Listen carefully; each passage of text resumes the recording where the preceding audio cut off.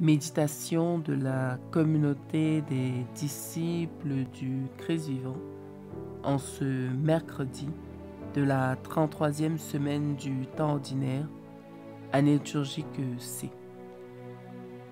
Première lecture. Lecture du deuxième livre des martyrs d'Israël au chapitre 7, les versets 1 puis 20 à 31. En ces jours-là, 7 frères avaient été arrêtés avec leur mère. À coups de fouet et de nerfs de bœuf, le roi Antiochos voulut les contraindre à manger du porc, viande interdite. Leur mère fut particulièrement admirable et digne d'une illustre mémoire. Voyant mourir ses 7 fils dans l'espace d'un seul jour, elle le supporta vaillamment, parce qu'elle avait mis son espérance dans le Seigneur. Elle exhortait chacun d'eux dans la langue de ses pères. Cette femme héroïque leur parlait avec un courage viril. « Je suis incapable de dire comment vous vous êtes formés dans mes entrailles. Ce n'est pas moi qui vous ai donné l'esprit et la vie, qui ai organisé les éléments dont chacun de vous est composé. C'est le Créateur du monde, qui façonne l'enfant à l'origine, qui préside à l'origine de toutes choses. Et c'est lui qui, dans sa miséricorde, vous rendra l'esprit et la vie. Parce que pour l'amour de ses lois, vous méprisez maintenant votre propre existence. » Antiochos s'imagina qu'on le méprisait et soupçonna que ce discours contenait des insultes. Il se mit à exhorter le plus jeune, le dernier survivant. Bien plus, il lui promettait avec serment de le rendre à la fois riche et très heureux, s'il abandonnait les usages de ses pères. Il en ferait son ami et lui confierait des fonctions publiques. Comme le jeune homme n'écoutait pas, le roi appela la mère et il l'exhortait à conseiller l'adolescent pour le sauver. Au bout de ces longues exhortations, elle consentit à persuader son fils. Elle se pencha vers lui et lui parla dans la langue de ses pères, trompant ainsi le cruel tyran. « Mon fils, aie pitié de moi. Je t'ai porté 9 mois dans mon sein. Je t'ai allaité pendant 3 ans. Je t'ai nourri et élevé jusqu'à l'âge où tu es parvenu. J'ai pris soin de toi. Je t'en conjure, mon enfant. Regarde le ciel et la terre avec tout ce qu'ils contiennent. Sache que Dieu a fait tout cela de rien et que la race des hommes est née de la même manière. Ne crains pas ce bourreau. Montre-toi digne de tes frères et accepte la mort afin que je te retrouve avec eux au jour de la miséricorde. » Lorsqu'elle eut fini de parler, le jeune homme déclara : « Qu'attendez-vous ? Je n'obéis pas à l'ordre du roi, mais j'écoute l'ordre de la loi donnée à nos pères par Moïse. Et toi, qui as inventé toutes sortes de mauvais traitements contre les Hébreux, tu n'échapperas pas à la main de Dieu. » Parole du Seigneur. Méditation. Frères et sœurs dans le Seigneur Jésus-Christ, rendons grâce à Dieu pour ce don d'un jour nouveau, où il nous témoigne encore son grand amour. La liturgie nous donne aujourd'hui d'entendre un passage bouleversant du deuxième livre des Maccabées.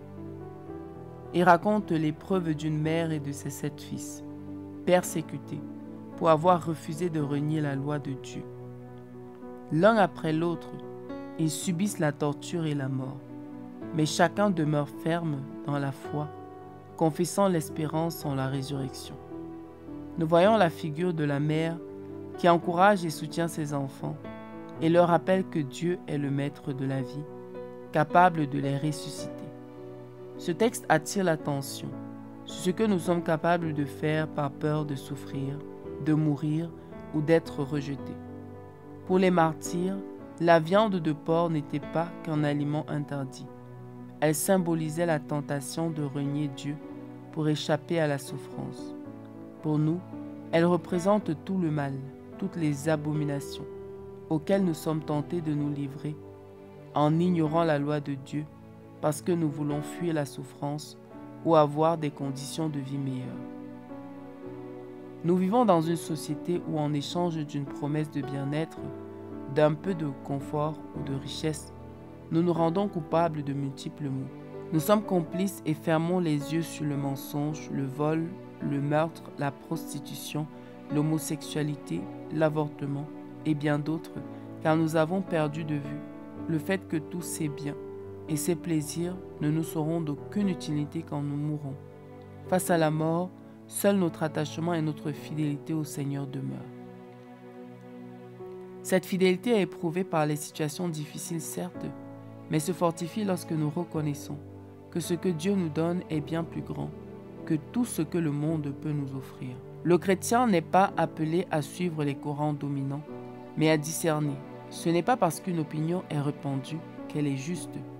La vraie liberté est dans la vérité, et la fidélité à Dieu rend capable de marcher à contre-courant, humblement mais fermement.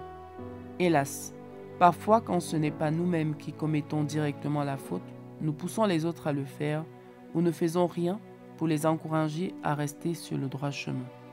Combien de mères aujourd'hui encouragent leurs filles, par exemple, à la vie de débauche, prétextant la vie dure ou l'âge qui avance? Combien sont les amis ou parents qui encouragent l'avortement pour éviter les moqueries et les projets abandonnés?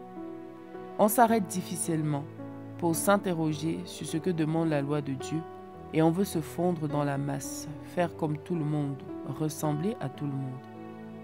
Ce texte en ce mois de novembre nous invite à penser à notre fin terrestre, non pas comme pour le moment où tout s'arrêtera, mais celui où nous récolterons ce que nous avons semé tout au long de notre vie. Cela nous appelle à une introspection. Quelle qualité de vie construisons-nous? Sommes-nous animés par des valeurs qui demeurent comme la confiance, la justice, la vérité, la patience, la fidélité, la charité? Quelles difficultés ou souffrances acceptons-nous par fidélité à Dieu? Quels compromis acceptons-nous par peur de souffrir ou de mourir? Prions. Éternel Dieu notre Père, donne-nous la grâce d'être fidèles dans les petites comme dans les grandes choses. Affermis notre confiance en toi. Lorsque les chemins deviennent difficiles, donne-nous d'avoir toujours la certitude que c'est de toi que nous recevons tout bien et de ne pas céder à la pression des voix qui veulent que nous nous éloignions du chemin de la persévérance que ton Fils Jésus-Christ nous a montré. Amen. Intercession. Prions pour tous ceux qui, par peur de souffrir ou par pression, ont été auteurs ou complices de toutes sortes de maux, ainsi que pour ceux qui souffrent dans leur conscience. Qu'ils aient confiance en la miséricorde de Dieu et aient le courage de revenir à lui pour vivre dans la vérité et trouver la vraie joie. Vierge Marie, Mère de miséricorde, intercède pour eux et pour nous. Exercice spirituel. Aujourd'hui, posons un acte concret de fidélité. Par exemple, dire une vérité difficile, refuser une injustice, vivre une recommandation de la parole de Dieu qui semble banalisée de nos jours. Loué soit Jésus-Christ à jamais. Méditation rédigée par BBC Stéphanie de la communauté des disciples du Christ vivant.